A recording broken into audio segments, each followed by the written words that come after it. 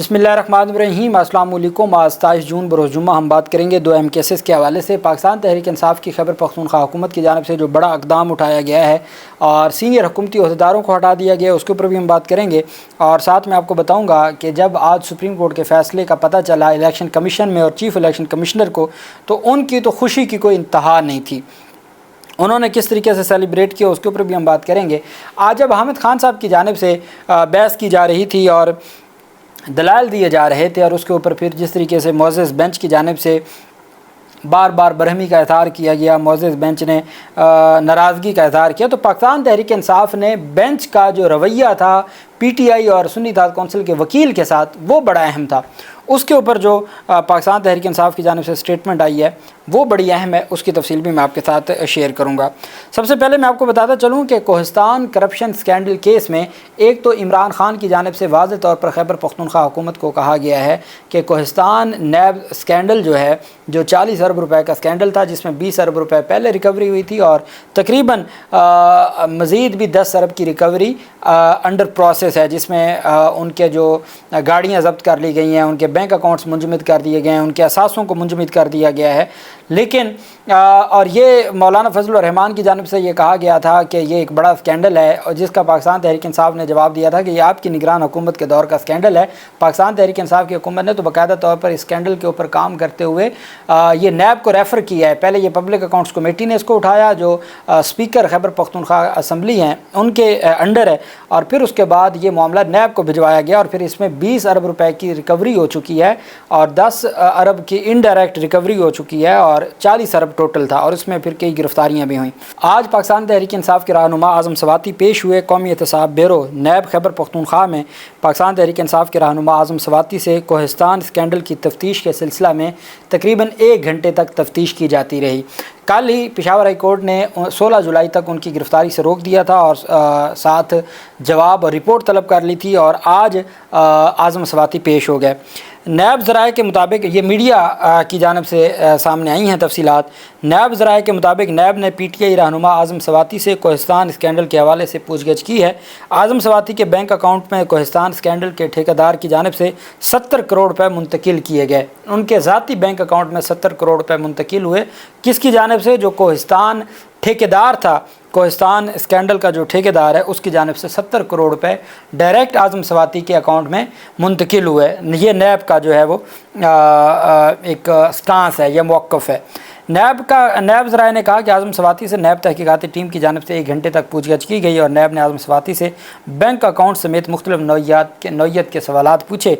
और Peshawar high court ने चूँकि नैब को आज़म सवाती की गिरफ़्तारी से रोक रखा है, नैब की टीम ने आज़म सवाती को सवालात की फहरिस्त दी है और कहा है कि उनके जवाबात भी जमा करवाए जाएँ।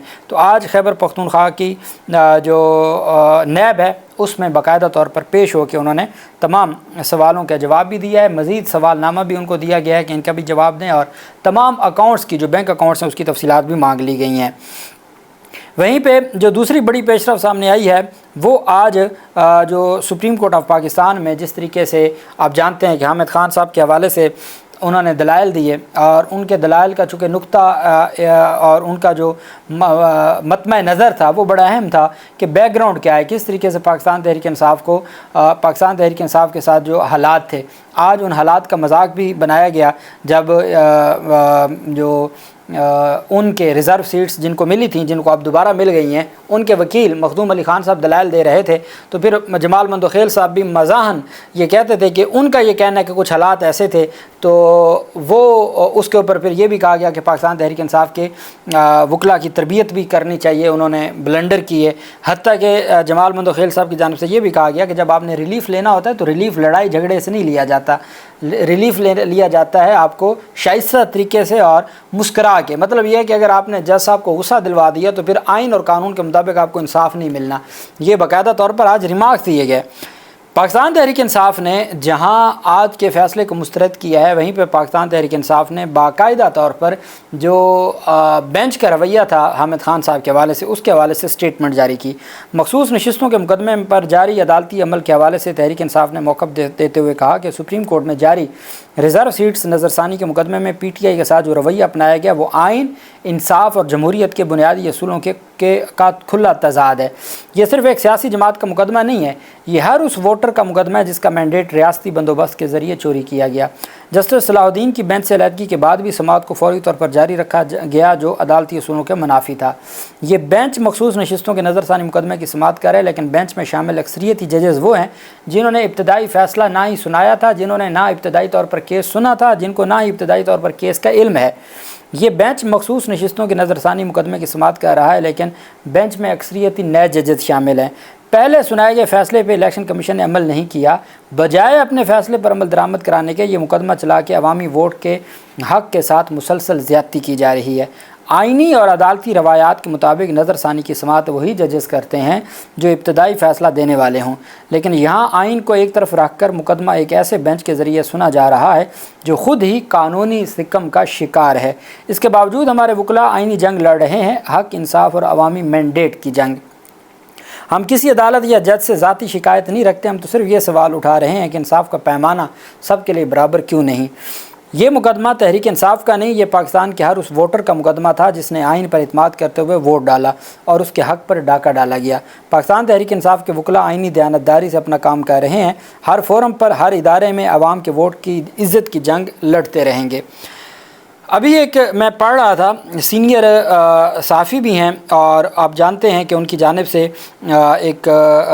वो एक सीनियर सियासतदान भी हैं और तज्ज़िया निगार भी हैं, सहाफ़ी नहीं तज्ज़िया निगार, मुस्तफ़ा नवाज़ खोखर। मुस्तफ़ा नवाज़ खोखर ने जो अपना रद्द-ए-अमल दिया आज के फ़ैसले पे, वो कहते हैं कि सुप्रीम कोर्ट ने एक और मुतनाज़ फ़ैसला देकर अपनी तारीख़ बरकरार रखी। माले गनीमत जानकर वो नशिस्तें भी हुकूमती जमातों के हवाले कर दी जिन पर सिरे से उनका आइनी, कानूनी और अखलाकी हक़ था ही नहीं। हुकूमती इत्तेहाद को 2/3 अक्सरियत भी मिल गई। आइन का जनाजा है, ज़रा धूम से निकले। ये कौन कह रहा है? ये मुस्तफ़ा नवाज़ खोखर कह रहे हैं। वो कह रहे हैं कि जिस तरीके से ये आइन और कानून की धज्जियाँ उड़ाई गई हैं, इसका कोई सानी नहीं है और इस तरीके से जो निज़ाम है वो कभी आगे नहीं चल सकता। पाकिस्तान तहरीक इंसाफ के हमाद अज़हर की जानिब से जो स्टेटमेंट दी गई, उन्होंने कहा कि पहले PTI की क़यादत को जेल में डाला, फिर इंतखाबी निशान छीना, फिर धांधली के ज़रिए तारीख़ी जीत को उल्टा दिया और जो चंद सीटें पार्लियामेंट में बची थी उनकी रिज़र्व सीटें भी चोरी कर ली गई। ये पाकिस्तान की तारीख़ का स्याह तरीन बाब है। सीनियर सहाफ़ी कह रहे हैं कि आज का फ़ैसला वो तबाही की इब्तदा थी 13 जनवरी और 27 जून का जो फ़ैसला है, सहाफ़ी ये दावा कर रहे हैं कि ये तबाही की इंतहा है। खैर, ये आज हुआ। उसके बाद जनाब जब पता चला, मुस्लिम लीग नून ने बड़ी खुशियाँ मनाई और वज़ीर आज़म ने बाकायदा तौर पर इसके ऊपर मुबारकबाद पूरी कौम को पेश की।